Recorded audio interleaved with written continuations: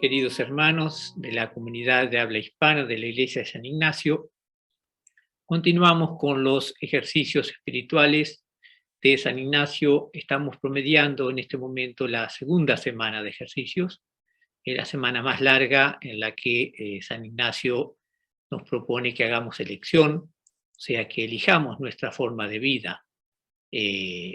Muchas veces, por ejemplo, para los que hemos elegido la vida religiosa, durante estos ejercicios, durante la segunda semana, se elige o se confirma, digamos, la elección de seguir toda la vida, por ejemplo, la vida religiosa. Por lo mismo, hay mucha gente que hace los ejercicios para elegir la vida matrimonial o la vida como, digamos, como célibe o como soltero, digamos, soltera. Entonces, es un momento después de que hemos visto cómo hay que seguir a Cristo, que hemos decidido, digamos, hacer, digamos, una vida siguiendo a Cristo, relacionada con lo que Cristo quiere. Entonces, estamos durante estos ejercicios, San Ignacio supone, y de hecho se da, es que uno siente ese llamado, se siente más atraído a una forma que a otra forma de vida. Y muchas veces eso pasa a través del contacto con la meditación de la vida de Cristo. Como ya hemos visto en las otras meditaciones anteriores, como han explicado los otros participantes también, están las dos banderas, están los binarios, etcétera. O sea que hay una cantidad de meditaciones por las que nosotros hemos ido pasando y hemos ido como confirmando que queremos seguir a Cristo y que hay una forma especial para cada uno, y eso es lo que estamos buscando a través del ejercicio. En algunos casos se da con más claridad, otras no. Tampoco hay que, no es una varita mágica que uno hace los ejercicios y ya decide lo que tiene que hacer, pero es justamente, se supone, digamos, que a través de este tiempo de meditación, sobre todo si uno lo hace con confianza, el Señor le va mostrando qué es lo que quiere.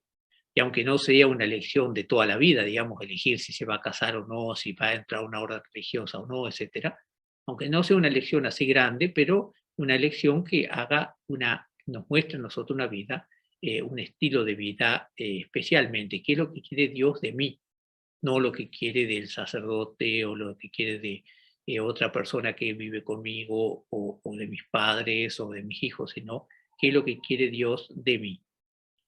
Entonces, dentro de ese contexto, vamos a ver entonces hoy, he elegido hacer digamos, hablar sobre la meditación de los ejercicios espirituales con la meditación de la segunda semana en el Sermón del Monte, o sea, las bienaventuranzas, como le llamamos nosotros habitualmente, que también es un pasaje largo, pero quiero centrarme sobre todo sobre lo que Jesús dijo de las bienaventuranzas. Primero es lo que le pedimos al Señor antes de empezar, que esto es igual en todas las meditaciones de los ejercicios, es le pedimos al Señor que todas nuestras intenciones, acciones, etcétera, sean acordes a la voluntad de Dios. Esa oración nos prepara interiormente, nos ponemos delante del Señor, pensamos que estamos para rezar y pidiendo que Él nos ayude.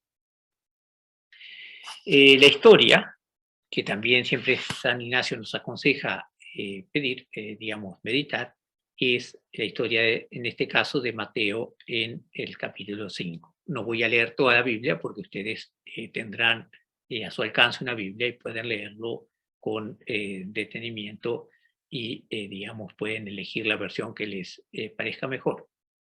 Pero el contexto dice, le siguió una gran muchedumbre de Galilea, Decápolis, Jerusalén y Judea, y del otro lado del Jordán. O sea, nos hacemos cargo que lo que dice Jesús no es una cosa privada solamente para los apóstoles o solamente para la Virgen María, sino que es para una gran muchedumbre de todo tipo de grupo, de cultura, etc. Y viendo la muchedumbre, subió al monte, se sentó con sus discípulos, se sentó y sus discípulos se le acercaron. Tomando la palabra, les enseñaba diciendo, bienaventurados los pobres de espíritu, porque de ellos es el reino de los cielos. Bienaventurados los mansos, porque ellos poseerán en herencia la tierra. Bienaventurados los que lloran, porque ellos serán consolados, etcétera.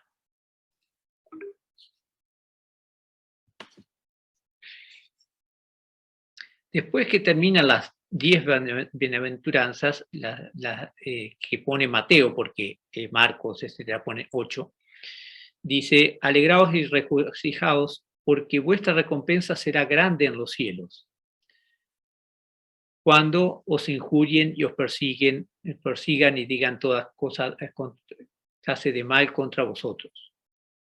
Es interesante, ¿no?, que cuando Jesús habla de la bienaventuranza, o sea, de la cosa más así, que nos atrae más a lo bueno, a lo alegre, Jesús nos habla de las persecuciones también y dice: bienaventurados. O sea, no hay que tener miedo a la calumnia o a las contradicciones, etc. Por supuesto, humanamente todos quisiéramos tener, digamos, el tiempo, todos quisiéramos tener un tiempo tranquilo o de estar unidos con nuestra familia, con nuestros hermanos, etc. Pero si hay persecuciones, sobre todo si vienen por el nombre de Cristo, aceptarlos, porque Jesús, ese es el camino que eligió. El resto lo pueden leer ustedes detenidamente cuando hagan la meditación. San Ignacio, cuando nos habla de este tema, pone unas pequeñas aclaraciones que yo creo que es importante ponerla aquí. Y ahora aquí en la pantalla le estoy poniendo lo que San Ignacio pone en los ejercicios. Dice: del sermón que hizo Cristo en el monte, escribe San Mateo en el 5º capítulo. Primero, a sus amados discípulos, aparte, habla de las 8 bienaventuranzas. Aquí, como recién dije, San Ignacio está hablando de las 8 bienaventuranzas, no las 10, depende de cómo las cuenten, pero digamos, el contenido es el mismo. Y entonces lo que San Ignacio rescata es: bienaventurados los pobres de espíritu, los mansos, él habla mansuetos en este caso, misericordiosos, los que lloran, los que pasan hambre y sed por la justicia, los limpios de corazón, los pacíficos y los que padecen persecuciones. Después dice San Ignacio: los exhorta para que usen bien de sus talentos. Así vuestra luz alumbre delante de los hombres, para que vean vuestras obras y glorifiquen al vuestro Padre, el cual está en los cielos. Y el tercer punto que pone San Ignacio es: se muestra no transgresor de la ley, sino consumador, declarando el precepto de no matar, no fornicar, no perjurar, etc. Eso es lo que San Ignacio cree, digamos, que es lo central o lo que nos invita a contemplar. No es que nosotros tengamos que seguir exactamente esto, podemos hacer lo que a nosotros nos parece que nos ayuda más. Después que hemos visto, hemos rezado, digamos, leído la Biblia con detenimiento, etc., hacemos la composición viendo el lugar, que también esto es muy típico de San Ignacio, y dice: imaginarme el monte donde Jesús predica las bienaventuranzas, los discípulos, la gente, etc. Aquí en tomarse tiempo, digamos, cuando ustedes están rezando, tómense tiempo para imaginar el monte, cuánta gente había, qué tipo de gente, cómo estaba vestido, etc. Como esto ya lo he dicho antes también en las otras charlas, y lo han dicho los otros que han participado, que han dado estas charlas para el ejercicio, es importante saber que San Ignacio sabe que Dios trabaja a través de nuestra imaginación. O sea, no es que nosotros nos imaginamos y armamos la Biblia como nos gusta, no. Estando en oración, y sobre todo si hemos pedido que Dios nos ilumine, que el Espíritu Santo nos acompañe, a través de esa imaginación, que es muy personal, ustedes se imaginarán otra cosa de lo que me imaginaré yo. Y, por ejemplo, yo no he estado en Tierra Santa. Si alguno de ustedes ha estado, por ejemplo, en Jerusalén o en el monte de las bienaventuranzas en Israel, tendrá una imaginación del lugar distinto al que puedo tener yo. Pero eso no importa en este momento. Lo importante es que lo que yo me imagino sea realmente en un momento de oración, y a través de esa imaginación Dios me va hablando. Por eso hay que dar tiempo para esta composición. Como otras veces hemos dicho también, Si uno, por ejemplo, se pone a ver el lugar nada más y con eso se acaba el tiempo que tiene para meditar, sea media hora, sea una hora, no importa. Lo importante es profundizar, no hacer mucho. Después pedir la gracia, en este momento es la gracia del conocimiento interno del Señor, que por mí se ha hecho hombre, y gracia para imitarlo. Esto también se repite durante toda la segunda semana. ¿Y por qué es tan repetitivo lo que se pide? Es justamente porque queremos conocer lo que Dios quiere de nosotros y queremos imitarlo. El primer punto de la meditación que hacemos será ver las personas, las unas y las otras, primero las de la tierra en tanta diversidad, así como en trajes, en gestos. Esto de lo que estoy tomando está sacado de la meditación que pone San Ignacio para el nacimiento, pero para la encarnación, pero no importa, digamos, es lo que tenemos que imaginarnos, como recién dije. Habrá gente que escucha la palabra de Jesús en el monte, habrá niños, habrá ancianos, habrá mujeres, varones, habrá gente lisiada, de todo, ¿no? O sea, podemos imaginar lo que mejor nos parezca, lo que sintamos mejor, y detenernos, ver también, por supuesto, a Jesús hablando a los discípulos. El segundo punto es ver y considerar las personas, verlo a Jesús, los apóstoles, la gente. Qué cara, qué expresión, qué vestido tiene. Y después, esto también lo repite mucho San Ignacio, es reflexionar para sacar provecho. O sea, después que uno ha visto un poco, se ha entusiasmado o se ha entretenido viendo los personajes y demás, o a veces no es tan entretenido, a veces uno se imagina cosas que son repugnantes, etc. Pero después que uno ha estado un tiempo, lo importante es sacar provecho. Digamos, si uno ve que los apóstoles estaban realmente interesados en lo que dice Jesús, pensar cuán interesado estoy yo, etcétera, digamos.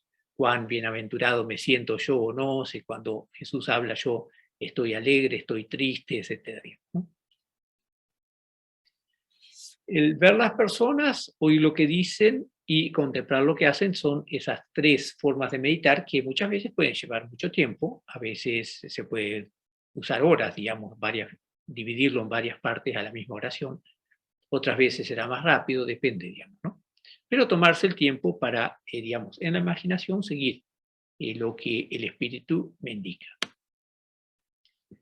Y el coloquio es tres coloquios, así como se hacía con la meditación de las dos banderas o de los tres binarios, es un coloquio a Nuestra Señora, a la Virgen Santísima, para que me alcance gracia de su Hijo, para que yo sea recibido debajo de su bandera, o sea, la bandera de la cruz, de seguirlo a Él, ¿no? Y dice, en suma pobreza espiritual, y si Dios lo quiere, no menos en pobreza material. El segundo punto que le vamos a pedir a nuestra Madre es del pasar oprobios e injurias para imitarlo mejor. Como veíamos recién en el texto, Jesús dice, felices los que padecen por la justicia y si los injurian y demás por mi causa, se consideren felices. Y terminamos con una Ave María, después otro coloquio pidiendo lo mismo al Hijo, a Jesús mismo, le hablamos a Jesús a nuestro corazón y le contamos lo que sentimos, lo que necesitamos, lo que nos angustia, lo que nos alegra, etc. Y el tercer coloquio es al Padre, a Dios Padre Todopoderoso, y también pedirle que nos conceda estas gracias. Esto también es importante, los coloquios son muy importantes. Es nuestro contacto personal, en nuestro tiempo de hablar con Jesús, con la Virgen, con el Padre. Y es importante, digo, porque muchas veces nos pasa a todos, alguna vez también les habrá pasado a ustedes, me ha pasado a mí también, es que como el coloquio normalmente va a lo último, a veces uno se fija y ya es la hora, entonces dice el coloquio lo termino, o aunque no diga, digamos, de hecho, ya como se acaba el tiempo que tengo dedicado a rezar, termino rápido. Y es un desperdicio, realmente es una de las tentaciones que muchas veces tenemos eso de, después de haber estado un tiempo meditando, habitualmente uno tiene muchas cosas para sentir, para compartir con el Señor y muchas veces puede sentir que el Señor en su corazón le habla, pero para eso, por eso hay que dar tiempo. O sea que el coloquio puede estar al principio, puede estar al medio, al final de la oración. Cuando nosotros sintamos ese deseo, nos sintamos a gusto para hablar, preguntar, compartir con el Señor en nuestro corazón, en ese momento hacerlo, no dejarlo necesariamente para el último y como dije, no a las corridas ya para terminar. Eso es la oración que les propongo hacer en este tiempo. Ahora les voy a dar algunas cosas que otros autores, etcétera, han hablado, han explicado sobre esto. Algunas cosas les pueden ayudar, otras no. Ustedes toman lo que les parezca mejor. No voy a leer todo porque ustedes pueden volver a ver esta grabación, este vídeo y, digamos, tomarse más tiempo y ver de dónde se ha sacado, etcétera. Entonces, una de las cosas es lo que el Papa habló sobre una de las del Catecismo de las Bienaventuranzas hace casi 2 años ya, ¿no? Queridos hermanos y hermanas, comenzamos hoy una serie de catequesis sobre las bienaventuranzas en el Evangelio de San Mateo. Las bienaventuranzas son la carta de identidad del cristiano, porque describen el rostro y el estilo de la vida de Jesús. El Evangelio nos dice que Jesús, al ver al gentío que lo seguía, subió al monte, se sentó. Queridos hermanos y hermanas, comenzamos hoy una serie de catequesis sobre las bienaventuranzas en el Evangelio de San Mateo. Las bienaventuranzas son la carta de identidad. Como dije recién, no vamos a escuchar todo ahora, después lo pueden escuchar cuando ven el vídeo. Lo pueden buscar también en la página de internet del Vaticano. Que lo seguía, subió al monte, se sentó y dirigiéndose a sus discípulos proclamó como ven aquí en el Papa dice qué significa la palabra ser feliz, ser bienaventurado, etcétera, ¿no? Este es el texto, es decir, lo pueden buscar después. A nosotros, a toda la humanidad. Además, el monte donde predica Jesús nos recuerda al Sinaí. Esto que sigue, que vemos en la pantalla ahora, es otra de las charlas, en este caso del Angelus, del mediodía, digamos, del 1 de noviembre del 2020, o sea, un poco después de la grabación que acabamos de ver. Y en este caso dice, bienaventurados los que lloran porque ellos serán consolados, parecen palabras contradictorias, porque el llanto no es signo de alegría y felicidad. Un poco lo que dije al principio también, digamos, ¿no? Y dice, motivo de llanto y de sufrimiento son la muerte, la enfermedad, las adversidades morales, el pecado y los errores. Simplemente una vida cotidiana, frágil, débil y marcada por las dificultades. Una vida a veces herida y probada por la ingratitud y la incomprensión. Jesús proclama bienaventurados a los que lloran por estas situaciones y a pesar de todo confían en el Señor y se ponen a su sombra. No son indiferentes ni tampoco endurecen sus corazones en el dolor, sino que esperan con paciencia el consuelo de Dios. Y ese consuelo lo experimentan ya en esta vida. O sea, tenemos que hacernos cargo que, por un lado, si no podemos esperar que todo nos vaya bien y que estemos siempre alegres y nos vaya, digamos, que siempre tengamos una sonrisa. Por otro lado, también es cierto que ya en esta vida se experimenta esa bienaventuranza. Y esa gracia de Dios, esa consolación, como diría San Ignacio, también es importante. Si nosotros nunca sentimos consolación, siempre estamos angustiados, preocupados, quiere decir que hay algo que nos falta, o sea, que hay una forma de vivir nuestra fe, nuestro contacto con Dios, que no está bien. Dios no quiere que vivamos siempre, aunque haya sufrimiento, quiere que vivamos alegres, bienaventurados. Por eso nos habla en el Evangelio. Jesús en esa época también, que había mucho sufrimiento, mucho dolor, mucha pobreza, les habla a los apóstoles, a la gente que lo siguió, que eran bienaventurados.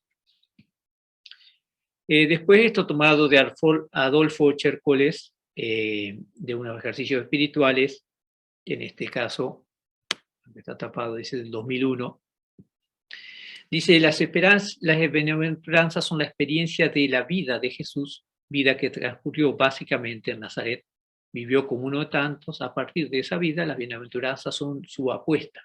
Por eso sirve para todos, porque fue uno de tantos. Tantos, y son apuestas de vida de cara a la felicidad, porque todos las buscamos. Las bienaventuranzas no son invasivas, O sea, no es hablar de un mundo de hadas que no existe, no, no. Jesús no se separó de la realidad. Pero además su apuesta coincide con nuestra apuesta. Y esto es importante también cuando ustedes recen, que, digamos, nos sintamos identificados con la propuesta de Dios. El resto lo pueden leer, así que paso a la meditación, a los puntos siguientes.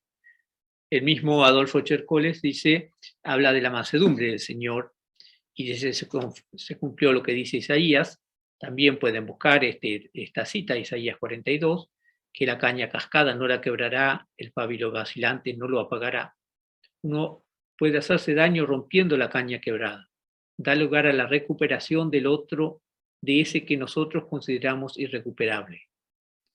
Esto es interesante, ¿no? Las bienaventuranzas son la capacidad de dejar al otro que se recupere, no darlo por perdido, y muchas veces eso puede aplicarse a nosotros mismos, no darnos nosotros por perdido, o la iglesia, por ejemplo, cuando hay escándalos y la gente se siente, digamos, apartada de la iglesia, o cuando dice, bueno, se acabó, no me vengan con cuentos. Bueno, todo eso es parte de la bienaventuranza, darse cuenta que hay recuperación, que hay felicidad aún en este mundo. El resto del texto lo pueden leer. También sigue, aquí si quieren leer detenidamente pueden parar un poco la grabación y leerlo. Ahí al medio dice, no pactar con la mentira, pero sin convertir la verdad en un arma arrojadiza para limitar al otro, ¿no? Muchas veces el creer que tenemos la verdad nos sirve para tener una especie de arma en la mano, y no es así, digamos. Otro, en este caso el padre Fiorito, también en el libro sobre el ejercicio que se llama Buscar y hallar la voluntad de Dios, dice, al hablar Mateo en primer lugar de los pobres y luego de los mansos, quiere poner en evidencia los dos matices religiosos del término hebreo anawim. Un poco más técnica la charla esta, pero sí les ayuda. Y dice, la primera bienaventuranza en Mateo, la de los pobres de espíritu, plantea la cuestión sobre el verdadero sentido de la expresión de espíritu. La Biblia contiene muchas expresiones de ese mismo género, una palabra principal, sustantivo, adjetivo. Bueno, si quieren leer, si les ayuda también, como decía, pueden parar la grabación y leerlo con detenimiento. Fiorito también en otro pasaje sobre la misma meditación dice, ser sal de la tierra es ser su elemento más precioso, porque sin sal la tierra no tiene razón de ser. Con ella, por el contrario, la tierra puede proseguir con su vocación y su historia. Esto ya es la segunda parte del Evangelio que elegimos esta vez, donde Jesús habla de la luz del mundo, la sal de la tierra.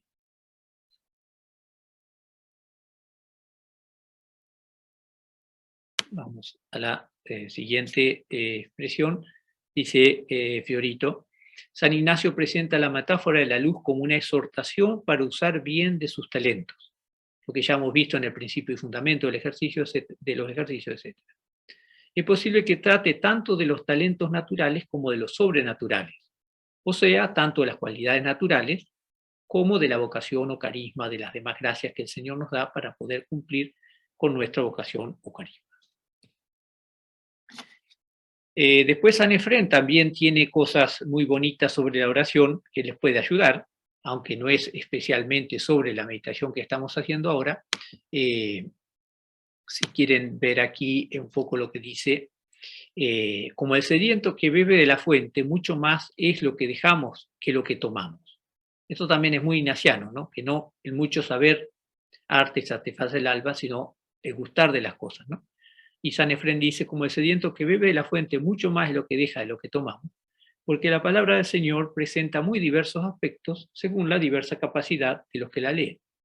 El Señor pintó con multiplicidad de colores su palabra para que todo el que la lea con empeño pueda ver en ella lo que más le plazca. Escondió en su palabra variedad de tesoros para que cada uno de nosotros pudiera enriquecerse en cualquiera de los puntos de los cuales dirigiera su atención orante. Creo que esto nos ayuda también en nuestros ejercicios, darse cuenta que hay mucho para aprender, que cada uno tiene un tesoro que descubrir y que ese tesoro se descubre justamente en el medio de la oración. O sea, cuando uno ora encuentra ese tesoro que el Señor nos ha puesto ahí. Tenemos que trabajar, ponernos a meditar, buscarnos un tiempo, etcétera, preparar así escuchando la charla o leyendo la Biblia, etcétera, pero esos tesoros van a llegar y son esos tesoros particulares, son como esos regalitos que nos deja en el camino ahí el Señor para que vayamos encontrando. Algunas imágenes clásicas, digamos, del siglo XVI, XVII, que pueden ayudarles o no. Como yo ya dije antes, cada uno se puede imaginar, y es mejor que cada uno se imagina cómo le parezca mejor, que se lo imagine a Jesús, a los apóstoles, a la gente, ¿no? Entonces los dejo con estas imágenes y espero que los ejercicios progresen, que puedan encontrar realmente una forma de rezar, de comunicarse, que encuentren la alegría en este tiempo de los ejercicios y que el Señor los acompañe adelante y rezamos juntos unos con otros para poder seguir adelante y pedirle al Señor que nos bendiga a nosotros, que bendiga a toda la iglesia. Muchas gracias.